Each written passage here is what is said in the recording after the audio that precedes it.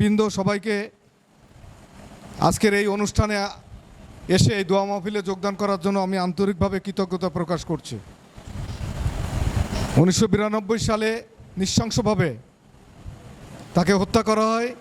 এর আগ পর্যন্ত আমি সাংবাদিকতা শুরু করি 1985 সালে। আমার প্রথম সংবাদপত্র হয়েছে দৈনিক দিনকাল। দিনকাল দিয়ে আমি সংবাদপত্র শুরু করি। তখনকার সময়ে ফারুক হোসেন তার ব্যাপক পরিচিতি ছিল রাজনৈতিকভাবে, পাশাপাশি সে কিন্তু সাংবাদিকতাও করত। এবং প্রথম সংবাদপত্র ছিল ফারুকের দৈনিক পূরবী, যেটা মহিউদ্দিন সাহেবের সম্পাদনায় প্রকাশিত যশোর থেকে। এর পরবর্তীতে দৈনিক রানারে সে সাংবাদিক হিসেবে এই অভয়নগর উপজেলা প্রতিনিধি হিসেবে কাজ করত। তা যেহেতু আমি সাংবাদিকতা করতাম, সেই সুবাদে খুব কাছাকাছি অবস্থান করতাম এবং আমাদেরকে বিভিন্নভাবে পরামর্শ দিত বা নিউজ সম্পর্কে ধারণা দিত বাবু সুনীল দাস। আমাদের উৎসাহ দিতেন বিভিন্নভাবে এবং তিনি ফারুকরে সবসময় বলতো যে ফারুক, তোমার মধ্যে কিন্তু ভালো প্রতিভা আছে, তোমার লেখনী খুব ভালো এবং তোমার একটা দখলদারিত্ব আছে, তুমি রাজনীতি ছেড়ে দিয়ে আমার মনে হয় সাংবাদিকতা করলে অনেক দূরে এগোতে পারবা। কিন্তু ফারুকের মধ্যে সব বৈশিষ্ট্যই ছিল। রাজনৈতিক দূরদর্শিতা যেরকম ছিল, সাংবাদিকতার দখলদারিত্বও ছিল। আমি দেখেছি যে ও বিভিন্ন জায়গায় যে কর্মী সমাবেশ করত, সেখানে অল্প কিছু লোক নিয়ে কর্মী সমাবেশ শুরু করলে এরপরে আস্তে আস্তে যেখানে ব্যাপক লোকের সমাগম ঘটে যেত। মানে এই যে ওর যে একটা দখলদারিত্ব বা মানুষের যে দৃষ্টি আকর্ষণ করার যে ক্ষমতা ওর মধ্যে কিন্তু ব্যাপকভাবে ছিল, যে কারণে অল্প সময়ে অল্প বয়সে ব্যাপকভাবে রাজনৈতিকভাবে ওর কিন্তু একটা পরিচিতি ঘটে যায়। তখন বিএনপি না, শুধু বিএনপির বাইরে প্রতিপক্ষর যে রাজনৈতিক দলগুলো আছে তাদের কাছেও ফারুক প্রতিপক্ষ হলেও প্রতিপক্ষ রাজনৈতিক দলের লোকরাও কিন্তু তার মধ্যমণি হিসেবে চিহ্নিত করে ফেলেছিল। আওয়ামী লীগ লোকেরাও তাকে ভালোবাসতো। এই কারণে বাসতো, ও যখন বক্তব্য রাখতো কাউকে আঘাত করে, কাতো প্রতিপক্ষ মনে করে কখনো কিন্তু ও বক্তব্য রাখতো না। ওর বক্তব্যের মধ্যে খুব গঠনমূলক কথাবার্তা ছিল এবং প্রতিপক্ষকে কখনোই ওই আক্রমণ করতে হবে এরকম কোনো কথাবার্তা কিন্তু কখনো বলেনি। আমিও তখন রাজনীতির সঙ্গেই বিএনপির সঙ্গে জড়িত ছিলাম। আমি তখন যুবদলের নোয়াপাড়া যে ইউনিয়ন পরিষদ, তখন ইউনিয়ন পরিষদ, ওই ইউনিয়ন পরিষদে আমি ছিলাম যুবদলের সেক্রেটারি। আর আমার প্রেসিডেন্ট ছিল আতিয়ার রহমান। আতিয়ার রহমান হচ্ছে মশিউর রহমানের বড় ভাই। আর থানা যুবদলের তখন আমি ছিলাম সহ সাংগঠনিক সম্পাদক। আলতাফ হোসেন ছিল তখন সেক্রেটারি, আলতাফ হোসেন প্রেসিডেন্ট, আর এটা ছিল হচ্ছে রেজা ছিল সেক্রেটারি। এর আগে আবুল হোসেন ছিল একসময় প্রেসিডেন্ট নদীর ওপারের। তো এই হচ্ছে রাজনৈতিক বিষয়। এবং ফারুক হোসেনরে একটা পর্যায়ে গিয়ে যখন ওর রাজনৈতিক দূরদর্শিতা আমরা দেখতে পাই, আমরা সবাই মিলে অদুত মোল্লার ঘর থেকে তখন সুপরিবর্তিত ওখানে দলীয় কার্যালয় ছিল। আপনাদের এই কারণে বলতেছি যে ইতিহাস কিছুটা জানার দরকার আছে। যে লোকটার স্মরণে আজকে এই স্মরণ সভা করতেছি আমরা, যে ছেলেটার জন্য সে কত প্রিয় মানুষ ছিল অভয়নগরের মানুষের জন্য, আজকে যদি বেঁচে থাকতো তা আমি মনে করি যে রাজনীতিতে এক নম্বর একজন রাজনীতিবিদ হিসাবে ও চিহ্নিত থাকতো। অন্য যারা ছিল, অন্য যারা আছে আজকে এই যে সাংবাদিকতা বলেন, অপরাজনীতিবিদ বলেন, এরা কিন্তু তার কাছে তার কাছে হারায় যেত। এরকম একটা ছেলে ছিল সে।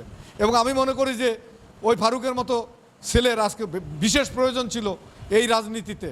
আজকে এই যে রাজনীতি চলতেছে, আজকে যে হানাহানি চলতেছে, যে মারামারি চলতেছে, আমি দেখেছি।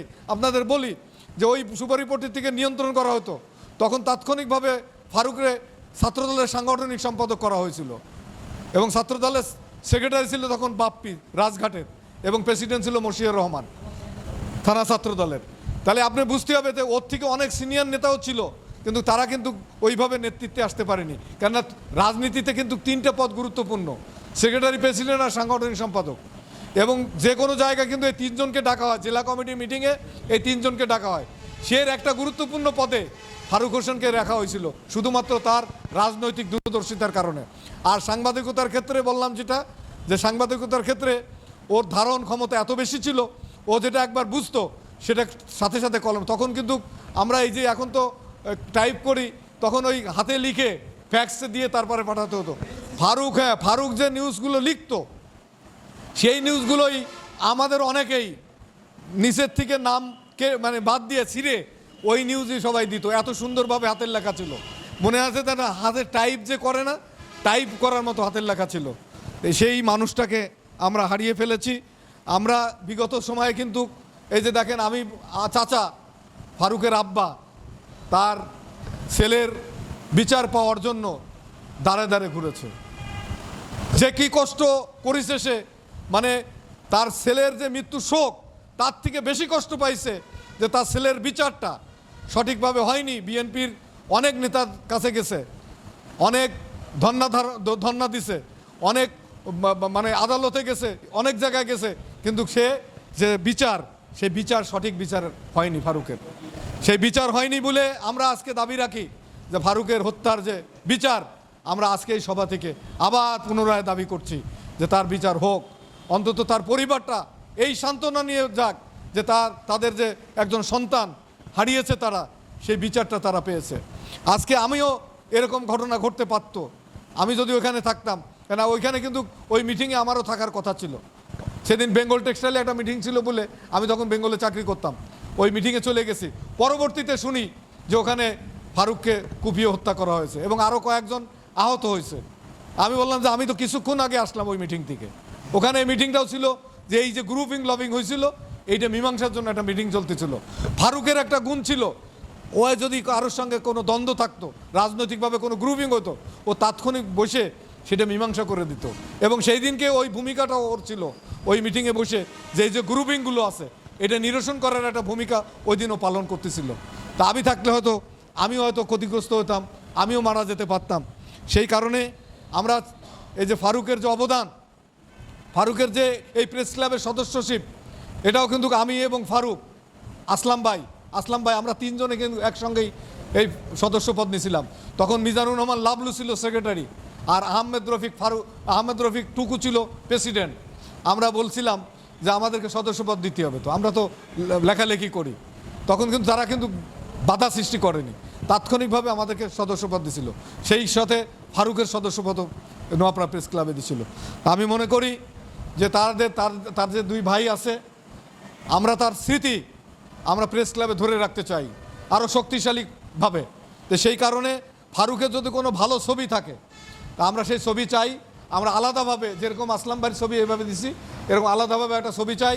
এবং শুধু ফারুক না, ছাড়াও যারা আছে, মোল্লা উলিয়ার, তারপরে নিজামুদ্দিন আহমেদ, সবারই এইরকম না, আমরা আলাদাভাবে এই ছবি প্রদর্শন করতে চাই প্রেস ক্লাবে।